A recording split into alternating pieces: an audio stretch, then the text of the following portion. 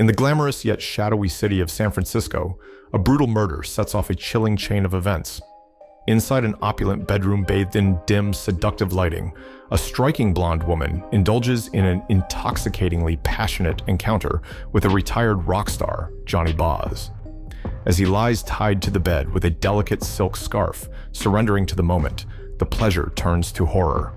In a swift, merciless attack, the woman repeatedly plunges an ice pick into his body, his screams of agony swallowed by the night.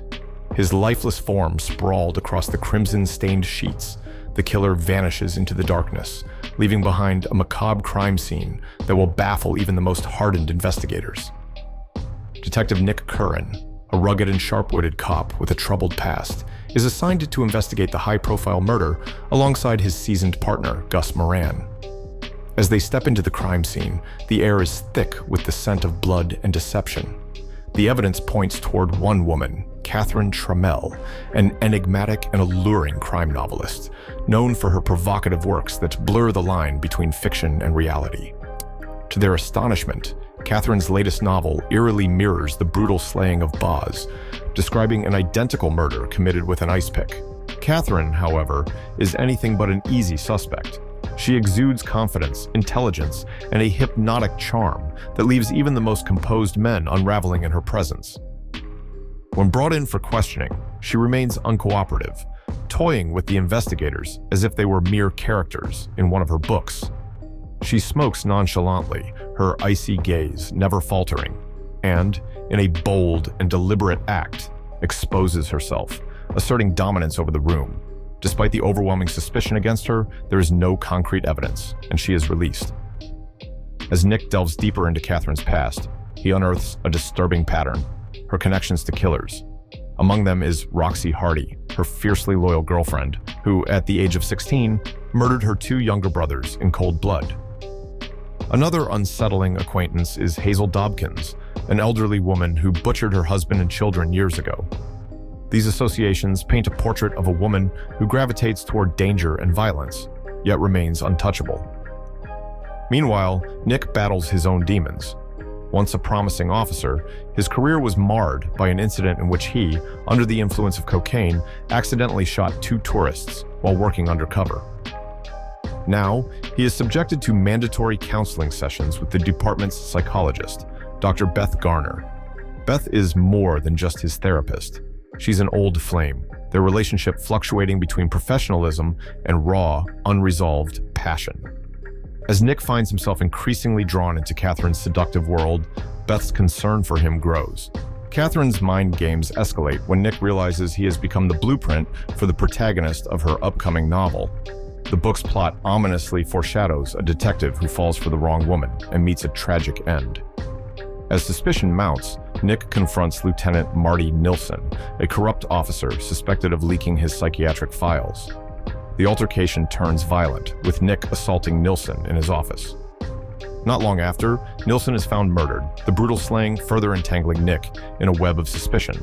Suspended from duty, he becomes both investigator and suspect, teetering on the edge of ruin. Catherine continues her psychological seduction, inviting Nick into her world of excess and danger. At a nightclub once frequented by Boz, she and Roxy indulge in reckless drug use, their provocative dance drawing Nick deeper into their intoxicating sphere. Later, in her lavish home, Catherine ties Nick to her bed with the same silk scarf used in Boz's murder. Their lovemaking is intense, voyeuristically observed by Roxy, blurring the lines between desire, control, and peril. Gus Moran grows increasingly alarmed by Nick's entanglement with Catherine and begins his own investigation. He uncovers a significant lead. Nilsson had been paid $50,000 3 months before Nick ever crossed paths with Catherine. This revelation suggests a deeper conspiracy, but before Gus can act on it, another tragedy unfolds. Jealous and desperate, Roxy makes an attempt on Nick's life, attempting to run him down with Catherine's car. However, in a fatal twist, she loses control, crashing to her death.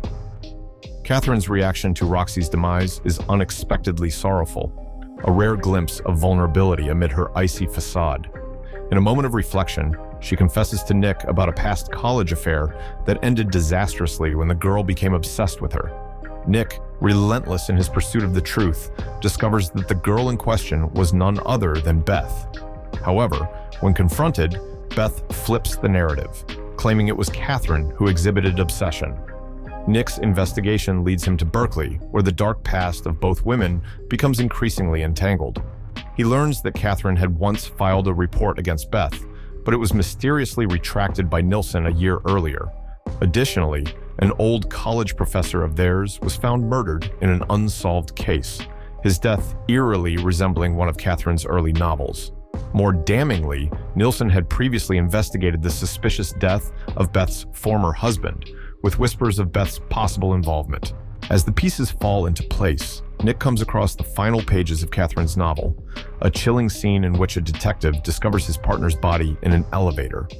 The lines between fiction and reality blur once again when Gus arranges to meet a crucial witness in Oakland, hoping to finally uncover the truth about Catherine and Beth.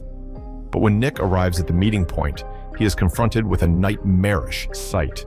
Gus lying lifeless in the elevator, stabbed to death with an ice pick, exactly as Catherine had written.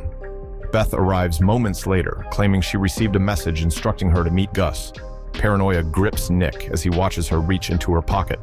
Convinced she is pulling a weapon, he fires his gun. Beth collapses, fatally wounded, and as she takes her final breaths, Nick realizes she was unarmed. A subsequent search of Beth's apartment yields an unsettling trove of evidence. Clippings, photos, and records, all meticulously cataloging Catherine's life, painting Beth as a woman consumed by obsession. To the authorities, the case appears closed. Beth is posthumously implicated in the murders of Boz, Nilsson, Moran, and her own husband. Despite the overwhelming relief of closing the case, Nick is left in turmoil. Catherine, ever the enigma, re-enters his life, whispering reassurances and seductions. As they fall into bed once more, Catherine speaks of her fear of commitment, of the deaths that have surrounded her. In the throes of passion, Nick momentarily lets go of his doubts, but beneath the bed, unseen, an ice pick glints in the darkness, hinting that the story may not be over just yet. And so, the story comes to its chilling conclusion, leaving behind an unsettling ambiguity that lingers long after the final scene fades to black. Nick Curran, weary and emotionally drained, holds Catherine in his arms, trying to believe in the illusion of love and safety. But beneath the bed, unseen and waiting, the ice pick remains, a silent reminder that the game may not be over. Was Beth truly guilty, or was she simply another pawn in Catherine's intricate, deadly web? The evidence against Beth was compelling, yet something about Catherine remains disturbingly unresolved. Did she manipulate every step, orchestrating a perfect crime with the skill of a master storyteller? Or was it all just an eerie coincidence, her fiction bleeding into reality? This is the true brilliance of Basic Instinct. It never gives you a definitive answer. Instead, it invites you to question everything, to look beyond what's presented, and to wonder if the real danger isn't what's seen, but what lurks just beneath the surface. And with that, we reach the end of this psychological thriller where seduction and deception intertwine in ways we may never fully understand. Thank you for watching. If you enjoyed this deep dive, don't forget to like the video, subscribe for more in-depth movie analysis, and let me know your thoughts in the comments below. Was Catherine the true killer, or did Beth's past finally catch up with her? Let's discuss. Until next time, stay curious and keep questioning the stories we think we know.